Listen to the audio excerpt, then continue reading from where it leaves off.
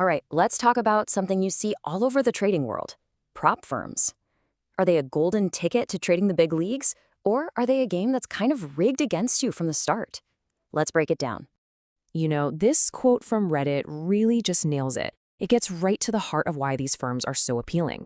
For a relatively small fee, you get a shot at trading a huge account, and if you fail, hey, it's not your life savings on the line. But that word below is key, because as we're about to see, the failure rate is, well, it's incredibly high. So, what is the dream that these firms are selling? It's really simple: the promise of massive leverage. The chance to trade big, really big, while keeping your own personal risk super small. I mean, they'll dangle accounts of this size, $100,000, sometimes way more, right in front of you. Now, if you're a trader just starting out, maybe you've got $1,000 of your own, the chance to control a six-figure account, that is a powerful, almost irresistible draw. Okay, now look at the math, because this is where it gets really intoxicating. Let's say your strategy makes 10%. On your own little account, that's $100. Not bad. But that same 10% on the funded account, that's $10,000 gross. Even after the firm takes its cut, you could walk away with $8,000. That simple, seductive arithmetic is what fuels this entire industry. But, and you knew there was a but, right? To get that big payout, you first have to survive what is basically a brutal mathematical gauntlet. These challenges are designed with really strict, unforgiving rules that are specifically meant to filter out almost everyone. And the single most punishing, and honestly, the most misunderstood rule is the trailing drawdown. The best way to think about it is like a floor beneath your account. As your profits go up, the floor rises with you. But it never, ever goes back down. It's a one-way ratchet that just keeps tightening your room for error. So how is this different from a normal stop loss? Well, a static drawdown is simple. Your account can't drop below a fixed number, say 92 grand. It's predictable. But a trailing drawdown, that's a moving target. The crazy part is, as you make money and your account hits new highs, your failure point actually moves up with you. A winning streak can ironically put you in an even more dangerous position. And this, right here, this is the trap in action. Some firms use what's called an intraday trailing drawdown. It's based on your highest floating profit, not your closed balance. So look at this. Your trade goes up $500. Instantly, your drawdown floor jumps up. But then the trade reverses before you can lock in the profit. Your equity dips just $1 below that new floor, and poof, challenge over, you're out.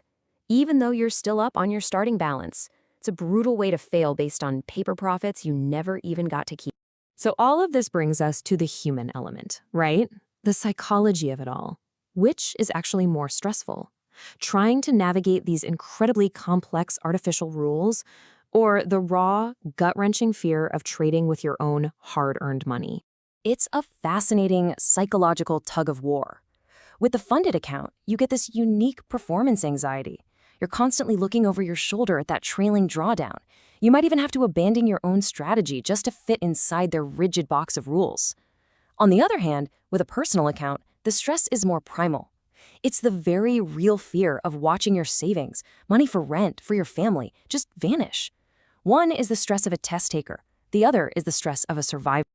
And this all leads us to the biggest, most critical question of all. What is the real business of a prop firm? Are they actually invested in your success? Well, here's the uncomfortable truth that's come out in recent years. For a lot of these firms, their main product isn't actually trading capital. It's the dream itself, sold to you over and over again in the form of an evaluation fee. The big regulatory case against MyForex funds really pulled back the curtain on this model. The allegations were stunning. Not only were they making most of their money from failed challenge fees, but they were also actively working against their own customers. Your trades, they often weren't even real. They were kept in-house in a bucket, meaning the firm won when you lost. It was even alleged they used special software to create delays and worse prices just for their profitable traders. So the bottom line is, this creates a fundamental, massive conflict of interest. A normal broker wants you to keep trading, but a firm whose business model is based on failure has a direct financial incentive to see you lose. And don't think this is just a theoretical risk. The industry itself is incredibly fragile. In 2024 alone, dozens of firms just disappeared. Big names have shut down literally overnight, leaving traders completely in the dark. It's a volatile and often unregulated space. So, with the dream, the rules, and the hidden business models all laid out, how do you make the right choice? Let's put everything side by side, because it really isn't a simple decision. Okay, here's the final scorecard. The funded account gives you huge capital access with very low financial risk, but it comes with that rule-based pressure and a business model that might be working against you. The personal account, total freedom, but every single mistake costs you your own money, creating incredible emotional pressure. But this last line, this is the one you really need to think about. What skill are you actually learning? And that really is the ultimate question. Are you learning how to actually trade, or are you just learning how to pass a very specific and sometimes very strange test? Mastering a prop firm's rules is a skill, for sure, but it might not be the same skill as mastering the markets.